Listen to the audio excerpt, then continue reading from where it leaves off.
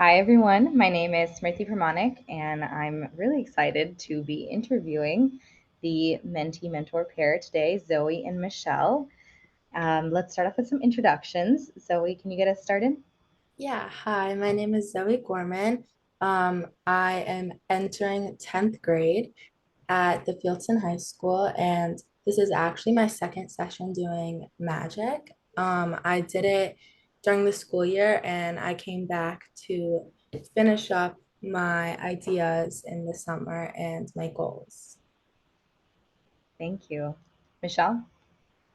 Hi, I'm Michelle Fowler. I'm a director of IT for a company out of Chicago, and I think this is my fifth time doing mentoring with Magic. Thank you. So, Zoe, maybe you can also talk about, you're coming back to magic and why you did that. But I want you to also give us a brief look into what your project was, maybe a tagline or a summary. Okay, so my project, it was called Rewarder, and the reason behind the name is the fact that it is an app, more like a game for children that allows them to stay on top of their daily tasks. Like, for examples, like brushing their teeth, making their bed, like things like that. And then certain other categories like self-care, social, school. And yeah, so the meaning behind the name is the fact that everyone has this little bear avatar, and you can choose a little party hat just to make it fun for the kids so that they have their own avatar. And at the end of the week, if you complete all of the tasks and check them all off, I'm working on having there be a surprise, and the surprise would be like a new party hat with maybe like a rainbow party hat or like a polka dot party hat. And it's just something that the kids could look forward to. I mean, I know it doesn't mean a lot to us, but it would mean a lot to the kids just to have like a prize at the end of the week after knowing they completed all of the tasks. Yeah, I really like that concept. And honestly, even for adults, or like this reminded me a little bit of Duolingo when you're talking about it now. Like when I get a streak, I might get like a little symbol as part of my avatar. And actually, I got the chance to see your presentation. I encourage everyone to go find that link too and see the beautiful UI. It was, I think, really attractive and it would be engaging for a kid. What was your approach to thinking about the design? How did you think of, you have this cute bear and the hat and what the surprise is going to be?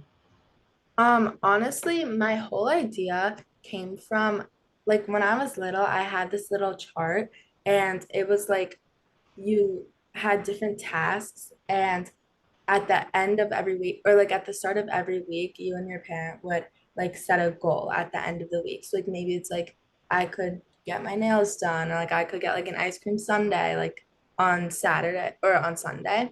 And so if you completed like all of the tasks, then you could get that. So that was kind of like the inspiration behind it. And then behind the bear, I just thought it was like a cute avatar that I found and something easy for the kids. Like I feel like everyone like would like that bear. Like it's cute. And yeah.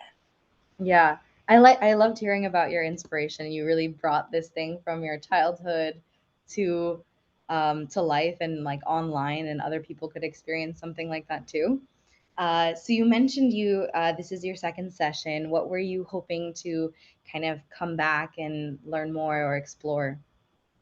So I really wanted to come back so that I could continue to learn like coding and learn Swift, because in the first session I didn't really have that opportunity, as like my mentor didn't really have a lot of experience with it. So I was happy to be paired with a mentor this time that could help me out and actually teach me like a lot of the fundamental parts of Swift, and that's how I was able to make my app. Wonderful. And Michelle, did you have experience working with Swift before or building a mobile app? Only during the mentor sessions, so I learn along with the mentees. Yeah. Did you, from your perspective, was there anything that was, or actually, I would hear from both of you, like any challenges you ran into, during that process? And I've done Swift. It's been maybe like 5-ish years now, but some of those things are so challenging, even getting the right version of something and finding the good documentation. What were some of the things you both faced? Let's start with Michelle. Yeah, so since I don't have a background in mobile app development, my background is in actually desktop, and like C#.net. We had to figure out, what version of Xcode we had, and then we had to figure out resources that could answer the very specific questions that we had. And that can, yeah, hopefully you can catalog those, for the rest of us, as we trudge along through the internet to find the right things. Zoe, from your perspective, was there anything that was challenging? Yeah, definitely adding on to Michelle. I think there was just like in the beginning, especially lots of things we had to work through. But I'm happy that at the end we were able to find like articles and stuff to help us out when we needed it. Nice. Since you said this is your kind of first coding experience, first app, what were your favorite parts, and was there anything that surprised you going through the process? I guess my favorite part, like overall, was just getting to learn Swift because I feel like it'll be really helpful in the future. And then some hard parts were definitely just like working through the challenges and not being able to find answers online and like having to spend multiple sessions working on one specific challenge that we couldn't figure out. And just like a lot of debugging, honestly. Right, right. Do you think you have, or I mean, I hope you have plans to kind of share this with the public, but who are you hoping and how are you hoping to get there? Are you going to put it on the App Store, share it with friends and siblings, younger kids?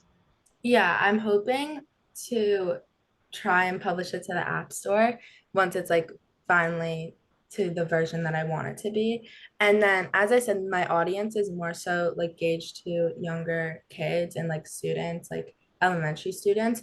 So maybe like sending an email to my school and kind of trying to find like people that way. Hmm. Yeah, I like that idea, starting with your community maybe and having it spread a little organically. So, do you have any advice for mentees that are looking to apply to the program? I guess my advice would be just do it. You'll always make something that you're proud of in the end, and it's really fun. And it takes up like a good amount of time, which it just allows you something to do, especially like in the summer when I didn't have a lot of plans. And also make sure that you're like paired with a good mentor because that really helps. And definitely brainstorm all of the ideas that you have and don't just like settle on one right away because then it might like, I don't know. But it's just better to like go through all your ideas before just settling right away. Thank you. And Michelle, a similar question for you. Do you have any advice for either newer mentors or people who are looking to mentor with magic? I would just say be open to trying new things. I didn't want to say, well, we only have to write an app in a way that I'm already familiar with, because I do feel like I understand Swift more and I know more about mobile development while working through the items with Zoe. And I always enjoy learning from the mentees and seeing what their ideas are. Because, Zoe came up with an idea that I think actually is very relevant to my life right now is, how do you motivate young children and get them to do a long list of activities? So I would always say go for it. It's definitely worth the time. Thank you. And I do like the advice you also gave for, being open to learning things alongside your mentee, and just having that mindset. So I want to say congratulations to you both for the session and for the presentation that we had earlier. It was really nice speaking with both of you. Thank you.